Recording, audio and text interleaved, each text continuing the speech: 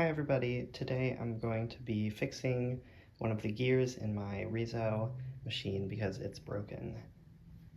And I'm hopefully going to take you all through the process of figuring it out as I go because I've never done it before, but I also couldn't find any good videos of how to do it online, so I wanted to make my own video and also that I can watch back and see what I did when I'm putting it back together. So follow along.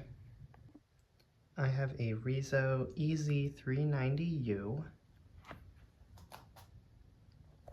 Never used it because it came broken.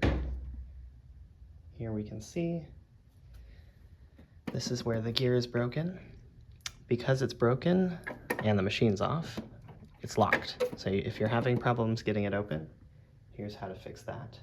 You're gonna take a screwdriver or anything with a long point, and we're gonna just go into here. You'll feel some stuff move. Just hold it down and then use a drawer. Boom. So the first thing I'm gonna do is open this part up. And you'll see that I already took out one piece here.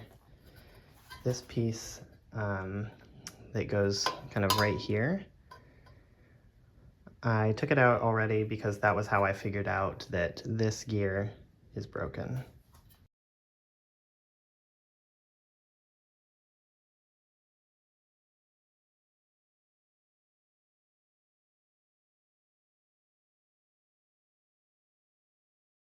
So this gear is the broken gear here.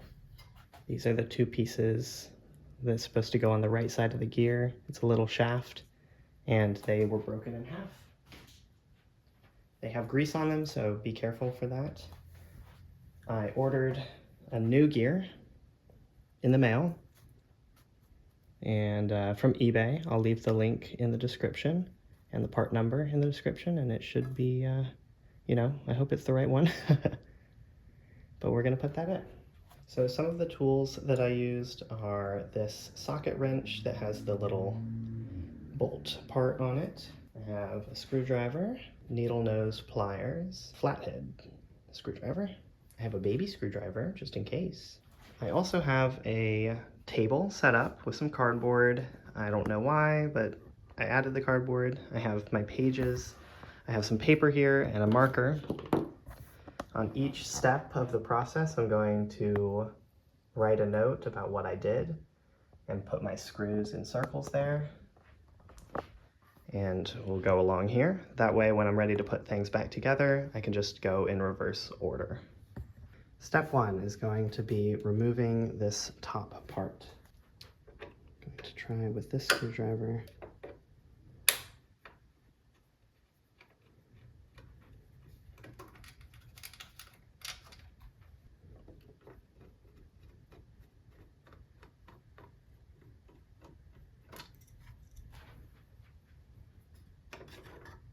Okay, that's easy. Just came right off. Just 2 screws. The next step is to unplug these 2 cords.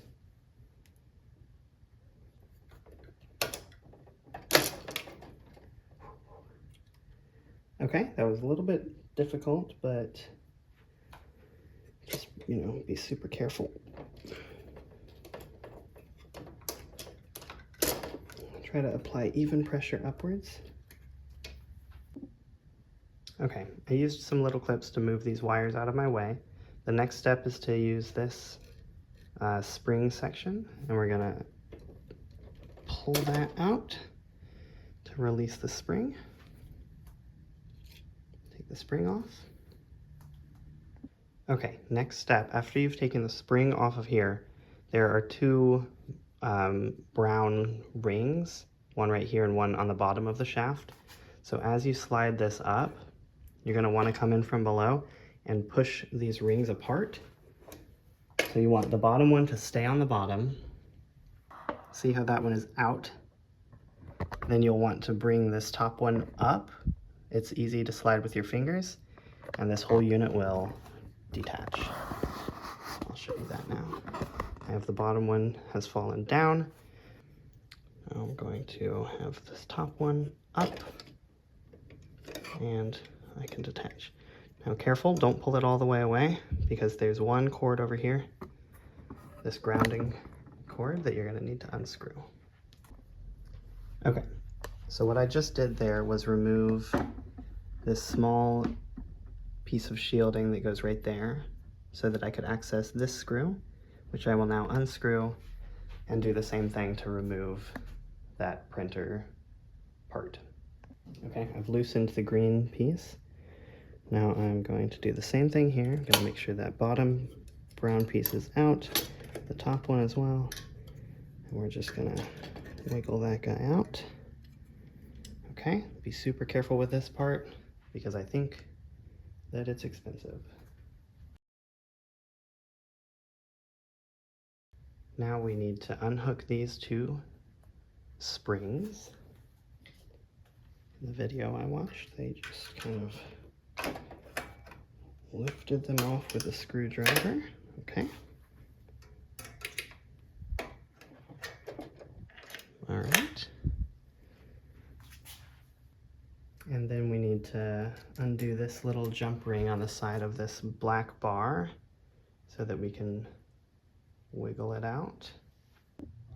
Okay, so I ended up not going on that side and instead working on this side, and it was able to pop out so much easier. It just fell right down here, so I will try to see if the other side will be easier now that that one's out. Okay, well, you know, that was a disaster and terrible, but I did manage to get the jump ring off of this. I just kept at it with the needle nose pliers and the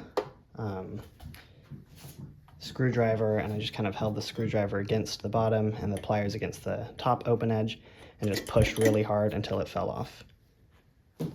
Now that it's off though, we can carefully take this bar out. I've slid it out from the right side, and I'm just gonna carefully slide it out the left side as well. Okay. And just be careful because there's grease, you know, all over this thing. And don't want to forget which way around it goes. Okay, I'm gonna try to do this without taking this out of the machine, but first things first, we're going to need to take this part off. So we need to unscrew the tiny little screw that's in there. Probably gonna need my little screwdriver for that.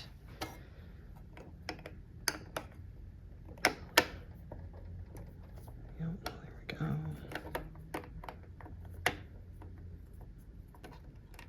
Okay, I'm just gonna pull that out. See the way the washers go? It goes washer, spring, screw. And it's coming in on the flat side, right? You won't be able to put it in differently. Okay, now we need this, well, I think I actually need this screw off. Hold this and then wipe that off. Okay. Come back in with a trusty baby screwdriver and hold this. And this is already pretty loose.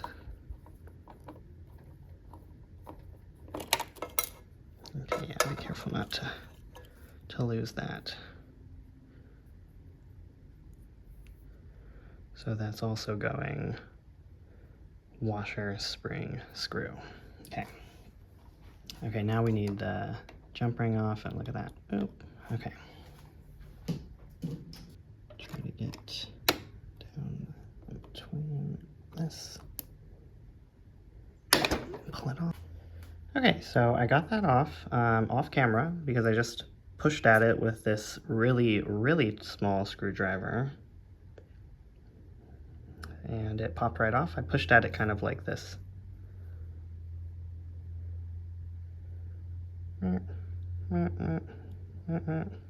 So, in case you were wondering.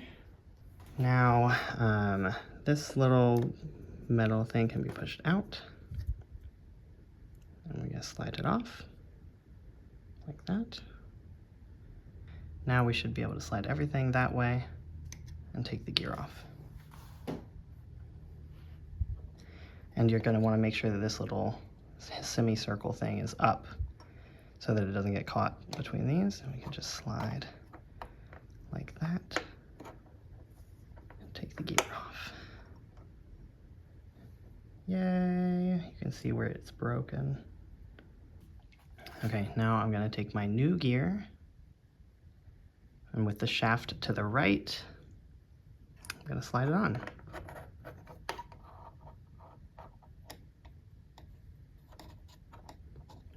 And we're going to put this back through. So that was the disassembly part. Now we're reversing everything we did, and also I already see you want to make sure that this is on this side of the gear, not on this side, so that it fits right there, snug as a bug. We're going to try to put everything back in, so you want to make sure that this metal part goes back where it should be, like that. The gear stays over here. You can line up this hole here. Once you're in, this gear doesn't want to turn anymore, so you know, make sure that your flat part is lined.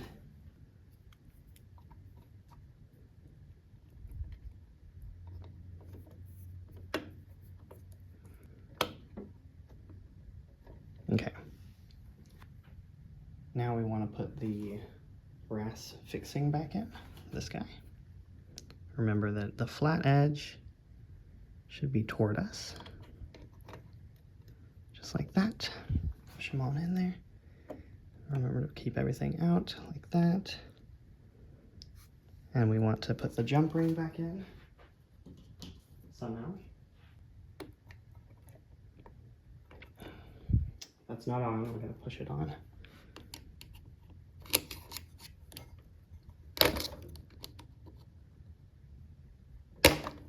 Okay, that's on, everything's feeling good, everything's feeling right.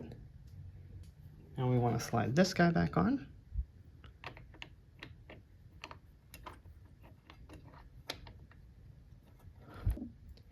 Okay, I prematurely screwed this one on because now when I put this on, I can't freely spin the shaft to get access to the hole here that needs to go on. So it goes on kind of facing away on accident. So I'm just going to undo this until it comes off. Okay. Now this can spin.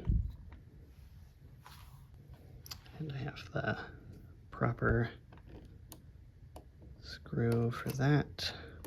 Why this tiny baby screwdriver is better at screwing things in. But anyways, now we can put the little guy back in here because I can still freely spin. Does not have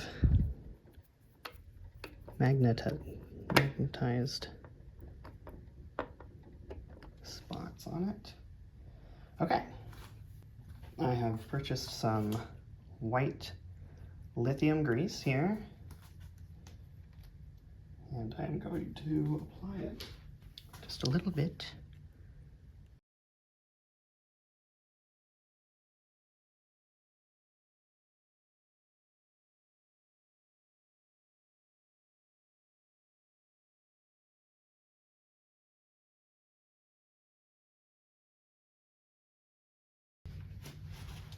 Pro tip from an unprofessional: wipe the grease off of your fingers before you wash your hands.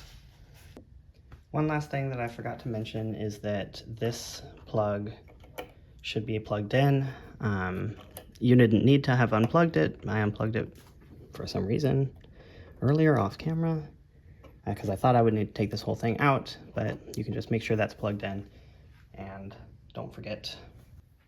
Also, try to remember which way the springs go in, because that one just fell out on me, but this one is OG. Okay, so I'm going to put the springs up like this, and we went in like that.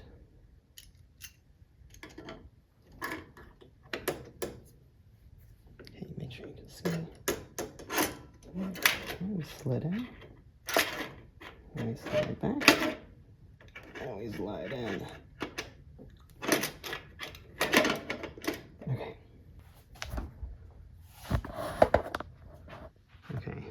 starting with this left one, just gonna put it on there. And then I'm gonna use my handy dandy screwdriver. And just press really hard. Ugh.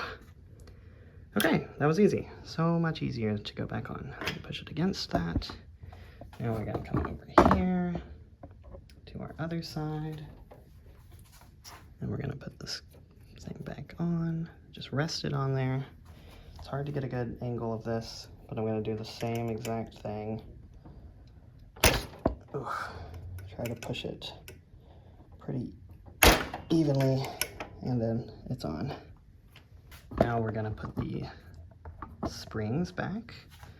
So just remember that they go up here on this hook. You can use the screwdriver too.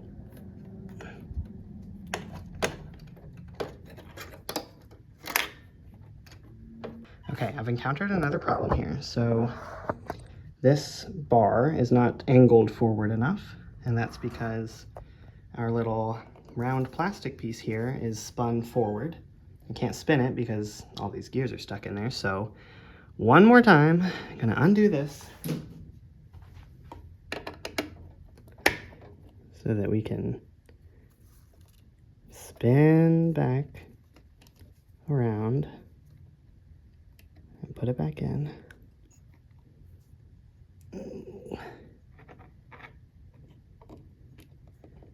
Who knew this gear was such an integral piece of the whole thing? Okay, but now you can see that this can angle back. So let's fix up the springs now. Get the spring. We're gonna go up. Okay. Up. And just like that. Same thing on the other side. It's a little harder to see. Just gonna, there we go. Okay, the next step is to put this guy back in.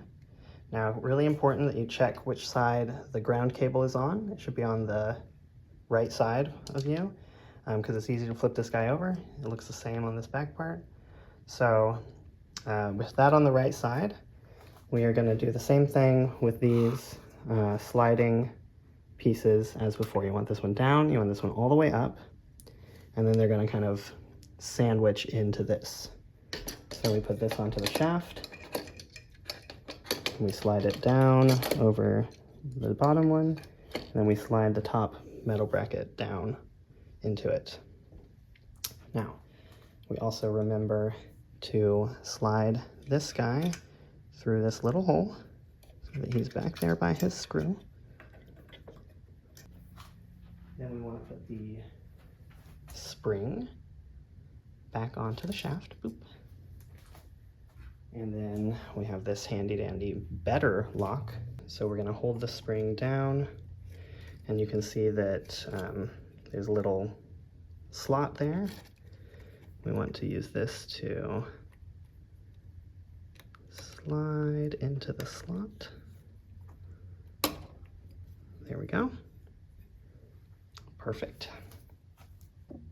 And now we are around behind the machine where we just pushed this through, and we just want this to slide its little fork between the wall of the metal and the washer of this screw. It's a little bit of an awkward angle. Okay, there it goes. And then you just want to tighten that down.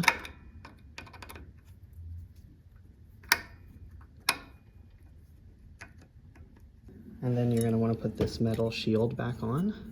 You see these holes go at the top, and you'll notice that the second hole here, at least on mine, has sort of a indication that the screw went there. So you'll go, but you can get it. I'll just get the screw started with my hand. I know that that was impossible to see, so let's go around and see what I did. This piece is what I was just doing, and there's the screw that I just started with my hand, and I'm going to just tighten that with a screwdriver. Okay, before you go to the next step, you're going to want to unclip, if you clipped or whatever, you didn't need to clip these. You're going to plug these back in. And I'm trying to hold on to only the metal parts of this machine so that I don't mess anything up. So I'm going to press really hard until I feel it click in. It's a lot easier to plug it back in than it is to unplug it. Yep. This is the part. This goes right here. Should fit there quite nicely. And then we're going to drive it back in.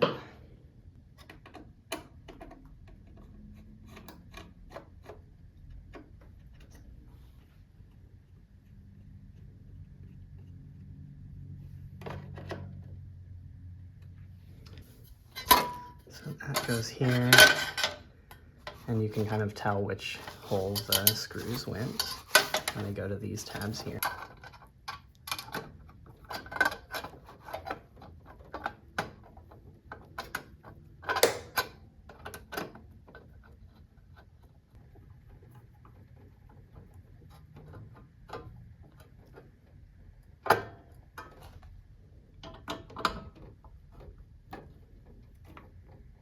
And don't forget that there are 2 screws on the bottom that you'll need to close the unit and access from the back. So I'm just going to screw those in now and come back to test. Okay, we are ready to close this back up. Make sure that it clicks when it's closed. Now I'm going to plug in the machine and we'll turn it on and see if it gives us the error again. Okay, moment of truth. I'm going to turn the machine on now.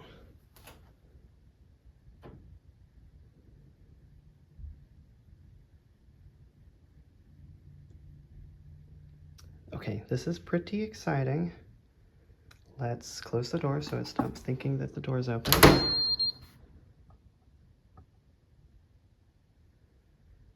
All right, now I'm gonna open the door and see if it will allow me to take out the master unit.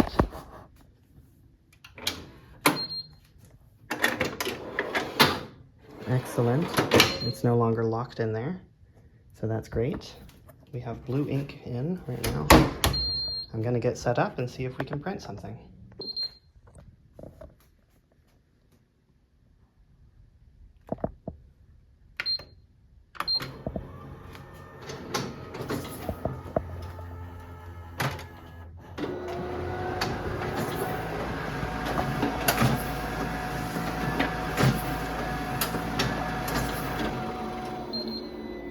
Okay, to be expected, nothing came out because it wouldn't let me make a master.